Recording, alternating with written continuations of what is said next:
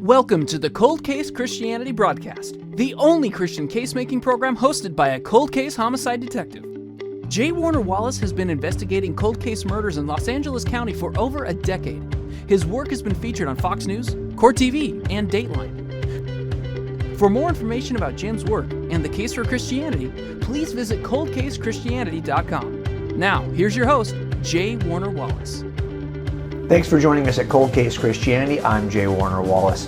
Today, we're going to talk about two common objections that are offered related to the existence of God. So if you're somebody who's making a claim about God's existence, you believe that God does exist, and you've maybe talked about it with your friends, you've actually maybe even gotten into dialogues back and forth on social media. That's not unusual on Facebook. We see a lot of people will post something on their Facebook wall or on a Twitter feed or an Instagram, maybe a picture, and get some pushback from people who maybe they didn't realize didn't hold their views related to God's existence. And you may have even had these doubts on your own and wondered, how would I ever resolve these? Or maybe you don't even think they can be resolved, and that's why you're not a believer. So we're going to talk maybe in the next couple of episodes over the next few weeks about different objections to God's existence. And one of the first ones I want to talk about, and we'll talk about it in broad areas, I want to start with some objections that I've gotten recently related to the book I wrote, God's Crime Scene. Now remember, I've written two books. The first book really looks at the reliability of the New Testament scriptures, the Gospels. And I used a process that I developed as a cold case detective in order to determine if witnesses who came to me on a certain case were reliable eyewitnesses, because I can tell you that there are times when you get fooled, right? And so you have to be careful with your eyewitnesses. And so this process, this template that I use to determine, to mine out the reliability of my eyewitnesses, that was the exact same template that I used as a new believer, as somebody who was investigating the claims of Christianity, because it took me 6 months to transition from my very adamant atheistic position toward even warming up to the idea that the Gospels might include data that was actually true. And then to move beyond that, I had to do the investigation of the supernatural, basically. Why do I think that the miracle portions of the Gospels could be true? That is what I really try to examine in God's Crime Scene when we take a look at whether or not philosophical naturalism can explain the world, the universe that we see, can offer answers for the 8 most important pieces of evidence that are in the room of the natural universe. Now, I've already done a series of that recently here at Cold Case Christianity, and if you're interested in kind of reviewing the data on that, you can go back into our archive on YouTube. You can see our Cold Case Christianity archive, and you can look at those shows that kind of review some of the data in God's Crime Scene. But one of the first things I looked at, both as a skeptic who was examining my own philosophical naturalism and as an author in the book, God's Crime Scene, was several pieces of evidence, right?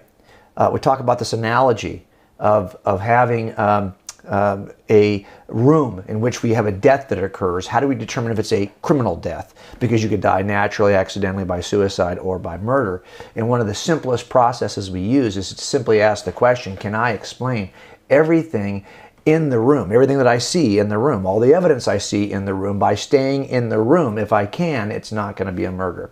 If I have to go out of the room for an explanation because there's something in the room that was deposited by somebody who was outside the room, now I got to consider the possibility of an intruder. And this is really what shapes the difference between death investigations and crime investigations. So we looked at the same process with the universe. 8 pieces of evidence in the universe. Can I explain these by staying in the room? And one of the first pieces I looked at, the very first piece I looked at in the book, was the room itself. How do we account for the existence of the room? Now, look, I mention this because the first objection I want to cover with you is this objection related to, well, if you're offering this, I hear this all the time, and even Dawkins offers this in one of his books. If you're going to posit that there is a God that created the universe, that's the first cause of the universe, you haven't really solved the problem of how the universe came into being, because you still have to explain how this God that created the universe came into being. So you've just nudged the problem back one level. So the first objection I want to handle here is the objection, well, who created God? If you believe there is a God that created everything else, this doesn't solve the problem, Mr. Christian or Mr. Theist. You're going to have to explain who created God. Now, that's an objection that is offered sometimes by people who are really in a position, they really ought to know better, to even ask this kind of question. And Dawkins is one of these. Richard Dawkins is one of the best-known atheists in the world, really. He's British, and so he's written quite a bit against Christianity, against theism. And he offers this objection that we really haven't solved this problem for the caused universe by simply arguing that there's a first cause called God, because then you got to ask the question, well, who caused God? Well, let's deal with this objection in a straightforward manner. I think that this is really comes down to this principle called the Principle of Causality, which is kind of underlies all scientific explorations. This idea that we believe that anything that begins to exist must have a cause, a beginning cause. Anything that changes over time must have a cause. Anything that's finite must have a cause. Anything that's limited must have a cause. These are principles of causality that really we embrace philosophically before we can even begin to do science, because we're going to run experiments in which we're going to set up a cause and effect relationship. We're going to cause something to happen and see what happens so we can kind of assess what power this cause had, or we can work backwards to see what would cause a certain thing in our environment. These kinds of scientific experiments really depend upon causality in order to make any sense at all. And so these are basic principles that we embrace. And by the way, you embrace these intuitively. Even if you're curious about the nature of quantum physics and what happens at the quantum level, you know in your daily experience that when I have, for example, a pen, and I know that I push the pen, I get a resulting cause. You don't expect, for example, this pen to appear here tomorrow unless somebody puts it here.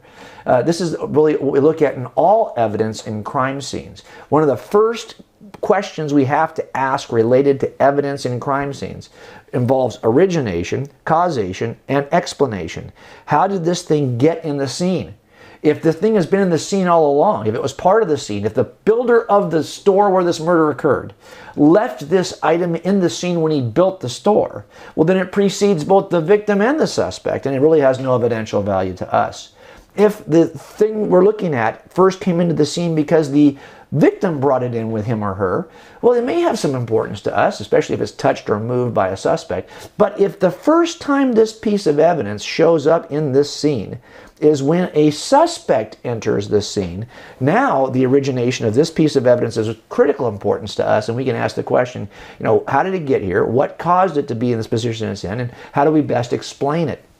These are things we must do with every piece of evidence in a crime scene: origination, causation, explanation.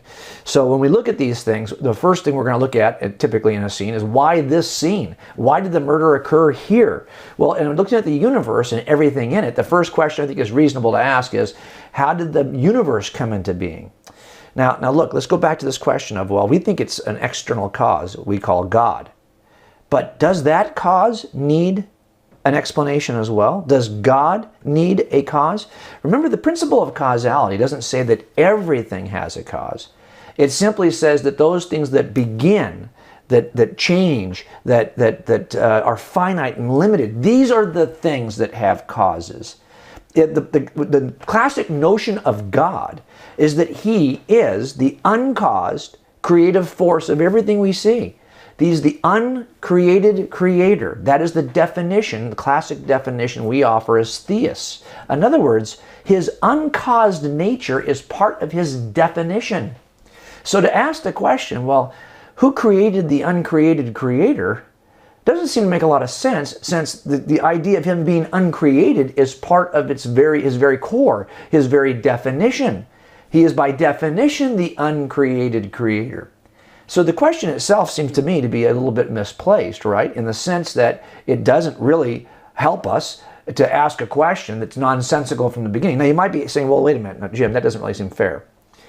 You seem like you're just kind of borrowing an ad hoc characteristic, uncreatedness, in order to explain this crazy thing you call God.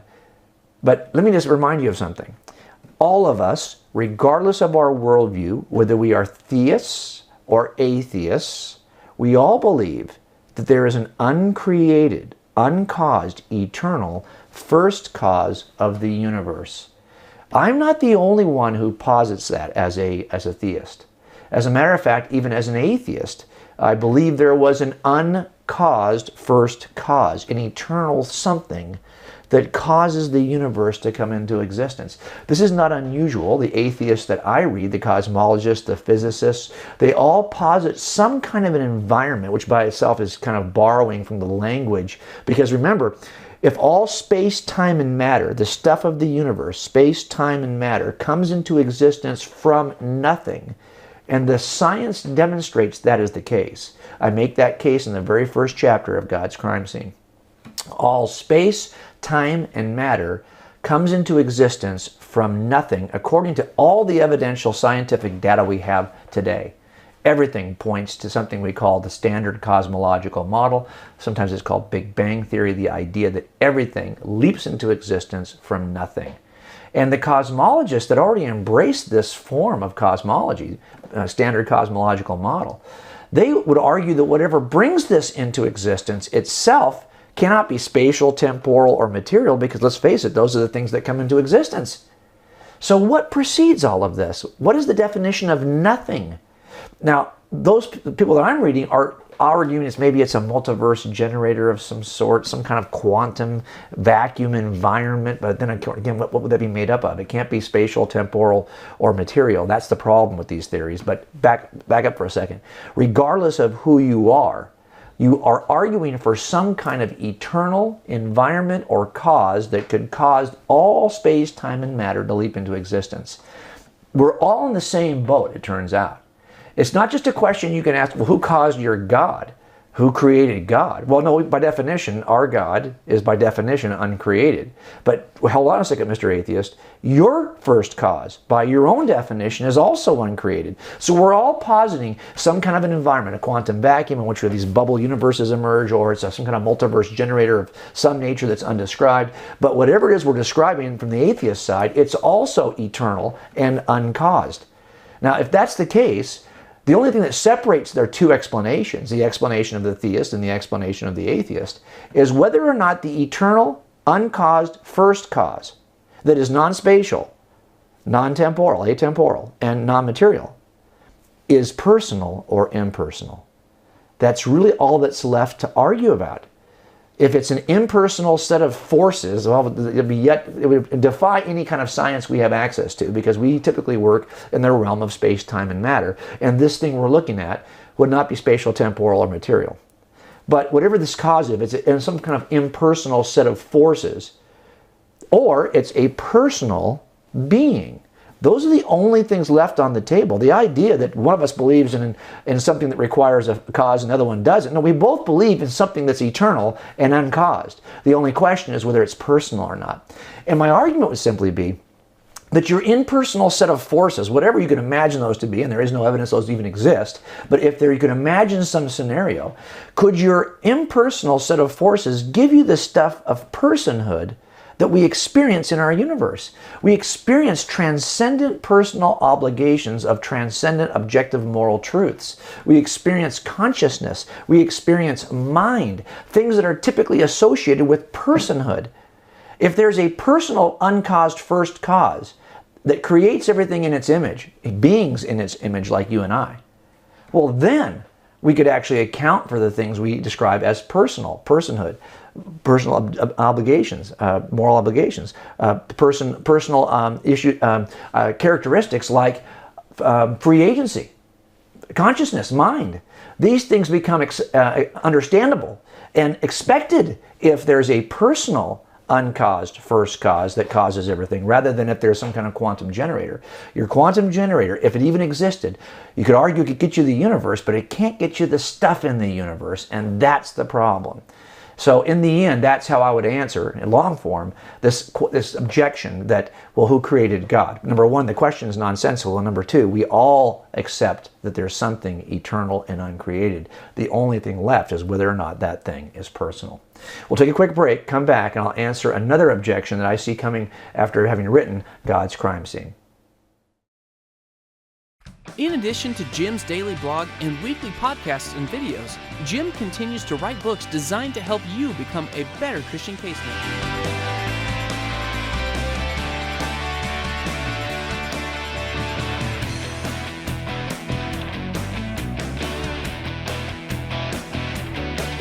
These resources will help you defend what you believe and share it with others.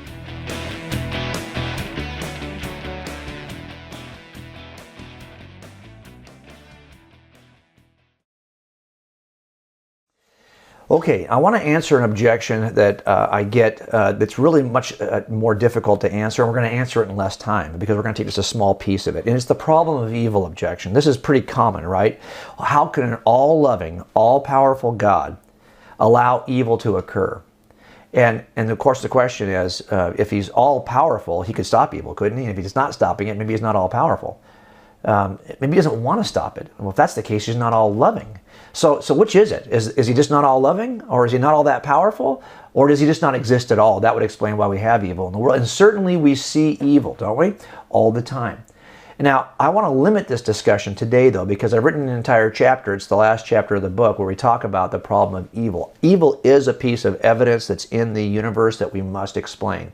And there's inculpating evidences that point towards suspects and exculpating evidences that get those suspects off the hook. So my question here would just be, is evil an inculpating a piece of evidence that actually points to God, or is it an exculpating piece of evidence that points away from God, that really is kind of like an alibi? It disqualifies God altogether as the cause for all the evidence we see in the universe. And I think in the end, it's an inculpating piece of evidence, but we'll get to that in a second. The first thing I want to address, though, is something that is commonly asked of me because I work homicides. I'm constantly working cases in which people do great, horrific evil to other victims. And you see it all the time. I can't even begin to tell you the kinds of environments I've been in and the kinds of crimes I've dealt with and the kinds of suspects I've interviewed and the kinds of things they've done. I'm never shocked anymore by how much evil can be caused by humans. And you might think, well, why would God allow humans to do this to other humans? Now, that's one piece of the puzzle of evil that I do want to address with you today, because sometimes that is the primary form of evil that we see. Now, there's other forms of evil, and I'll tell you this. I've written an entire section about this at the coldcasechristianity.com website. So if you go there, and under the Writings tab, you just tab down, you'll see that it'll drop down, have a drop-down menu. There's a section there just on the problem of evil. And I think this is something that you can't really talk about in the 10 minutes we're going to take today. But I think the problem of moral evil, the actions done by humans against other humans, that is something we can address today. Because I think in the end, that is a big chunk of what we see as the problem of evil. Now, I will just say one thing to you. I do think that the answer to the problem of evil is just like the answer to any act of evil that I work as a detective. There's never one cause, one reason why a crime occurs. This complex set of conditions that have to be in place just so that poor child was kidnapped on that day, or that crime occurred on that day. It has to be just so. I've actually followed guys around as a surveillance officer and watched them do crimes before I took them to jail for doing crimes. And I can tell you, we weren't quite sure that was the suspect. Once we saw him do a crime, we knew we had the right guy. We took him to jail. But we would watch that guy for 2 weeks, and he wouldn't do anything out of the ordinary, and we'd think, well, gosh, maybe he's not our guy. And then just the right set of conditions would come together in his life that he would actually go out that day and find the right place that happened to be the right location and had the right number of people in the business before he did the robbery, and everything was just so. And so he decided to do a crime that day. Luckily, we were there to see it. Now, I can tell you that when you watch those things come together, you realize that the puzzle pieces that have to be in place to explain any act of evil or any crime are very complex. And so for us to be able to answer the problem of evil with a quick 10-minute solution is probably not going to happen, because I think there are many conditions. I actually offer 7 in God's crime scene, 7 factors that I think God would have to have in mind in order to allow any act to occur, let alone evil. And if you think the mind of my suspects is complex, imagine trying to get out and dig through and investigate the mind of God. So I think that the problem is always more difficult than we give it on paper, than we write about in books. It's a much more complicated, cumulative case, like almost everything I do is cumulative case. So I just want to offer that as a qualification before we start talking about the problem of moral evil. Now let me just dive in. What I think about what's foundational as an atheist, the thing that I valued the most in my universe was, and I would have said is the highest virtue, the highest moral value, would be love. The idea that we could love others, it seemed to me to be the goal we ought to be striving for, because it seemed to be the highest moral value, is to love one another. And we see this also on the pages of Scripture. Love the Lord your God and love others like you love yourself. This idea of love is central. It's a high moral virtue, a high moral claim. But if you're going to offer that there's two kinds of possible universes, a universe or two kinds of possible gods. If we said, how about a God who would create a universe in which love is possible? Or a God that would create a universe in which love is not possible. I think even me as an atheist, I would have said if there is a God, the good God, the moral God, the loving God creates a universe in which love is possible. To create a universe in which love is impossible, no good God would do that. Well, there's the rub, if you ask me, because in order to be the good God that we all would hope there would be, the one that the critic objects, there is no good God if it allows evil, if it allows people, if this God would allow people to do this kind of harm to one another. Well, here's the problem. If you want to create a universe in which love, this thing we all hold and cherish as the highest virtue, if you want a universe in which love is possible, you have to go one level below that and create a universe in which freedom, free agency, free choices are possible. You can't have a universe in which love exists if you're going to compel everyone to behave a certain way. You're going to have to open up the floodgates, open up the free agency of humans to allow them to freely choose to love if you want love to be genuine. Love can't be compelled. Love that is forced is not love. I can't go to my kids and say, you will love me. I can say it, but they're not going to necessarily love me. And if they said, okay, I love you, it wouldn't be genuine. They have to freely choose that in order for it to be genuine. Oh, really? You create that kind of universe, that's a dangerous kind of universe, because that kind of universe allows people to do just the opposite. If you're going to give me the freedom to love, you better also give me the freedom to hate, or it's not true freedom. If you're going to cut off every hateful thought, cut off every hateful act, you just made me you just limited me. I have no choice but to act a certain way. You've limited my freedom, and now love is not genuine. Love is not true. This is the double-edged kind of dangerous sword that free agency is. It's a double-edged knife, right? And you have to learn how to catch it. Now, I think an unloving God would be the kind of God that would give you freedoms, give you moral freedom, give you freedom of choice, yet give you no guidance, no instruction set, he basically would throw a knife at you and not teach you how to catch it. That's not the kind of God that we worship as Christians. We've got a God that's giving you the kind of crazy free agency which makes love possible, and then has given us a set of principles that we can follow so as not to abuse that free agency, to actually live a certain way that we don't abuse the freedom we've been given. Now, many of us will ignore those guidelines, right? We'll just deny they exist. We won't be interested in them. And sure enough, if we do that, then, get ready. We're going to have some problems. But it's not as though our God has kind of given us this freedom and no guidance. No, God has given us this freedom and a very strict guidance in terms of how we can use it properly. And we have to decide if we want to accept that guidance or not. And then if we don't accept it, it's not on us. On God, rather. It's on us. Because we've just chosen to ignore the guidelines that God has given us. So I think this idea, it is a dangerous idea. Now, and if all there is this life, then I think it can be abused. Your freedoms can be abused. But if our lives really extend beyond the grave and we are to live eternally with God, if we will be with God in heaven forever, and that is the true nature of our existence, the true nature of our lives, then the kind of evil we would suffer in the first millisecond we call our 90 years on planet Earth, which actually becomes less and less of a millisecond as life stretches out in eternity, then I think we have to weigh all evil in light of eternity and recognize that by giving you the freedom to love, you have a responsibility with that freedom, and not everyone's going to embrace it. And that is why I think we have a world that can be dangerous. And love really is dangerous. The ability to love is dangerous. We need to take it seriously because it requires a certain amount of responsible free agency. And not everybody is going to be responsible. Now, I think this explains why people do the kinds of things they do. But of course, more robustly, I think the other 6 factors that I see that you might have to consider in order for any act of evil to be explained, we haven't covered at all. And this, by the way, is why I don't do this on Twitter. Now, let me say one last thing. If we're calling something evil, it seems to me that we're calling it evil not because it's our opinion. It's our opinion that it's evil. It's just our little view that it's evil. We really think it's evil.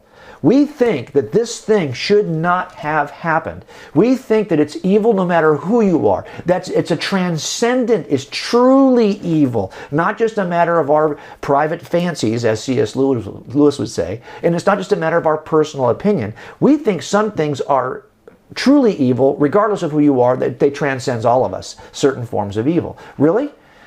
Well, on what basis could we say something is evil to begin with? On what standard?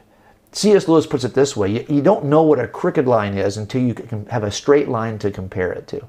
If we think there are things that we would say are transcendently evil, we'd have to admit then that there is something we would say is a standard of transcendent good by which we measure and then call something evil. So the fact that you could call the existence of evil out as a piece of evidence in this crime scene indicates there must be a transcendent object of good, a standard by which you measure, and then you would say this doesn't measure up. This, according to that, is evil. The problem is you have to have a that to be an according to that, and that's the problem. I actually think the existence of evil is yet another piece of inculpating evidence requiring the existence of a transcendent source, a standard of good by which we could measure anything we choose to call evil. And that's the other problem you have with calling evil out as if it is not a piece of evidence that we have to account for that actually does, I think, point back to the same source that also is the cause of the universe. So when we look at this, I think in the end that evil does end up being in the inculpating category rather than in the exculpating category. So there you go. 2 objections, common objections offered against the existence of God. And I hope I've helped you to kind of move forward a little bit. And remember, those explanations take a little time to parse out. That's why I don't do it in 140 characters on Twitter. And that's why I typically won't do it with people who aren't willing to take the time to kind of be face to face and hear me out. And this is why I think it's important for us to take time with our friends and family to help them work through those objections. Okay, that's it for this week. I'll see you right here next week at Cold Case Christianity. Thanks for joining us at the Cold Case Christianity broadcast. If you're interested in more information about this week's topic, please visit coldcasechristianity.com. For a thorough investigation of the reliability of the New Testament Gospels and the case for Christianity, be sure to purchase Cold Case Christianity. A homicide detective investigates the claims of the Gospels. It's available wherever books are sold.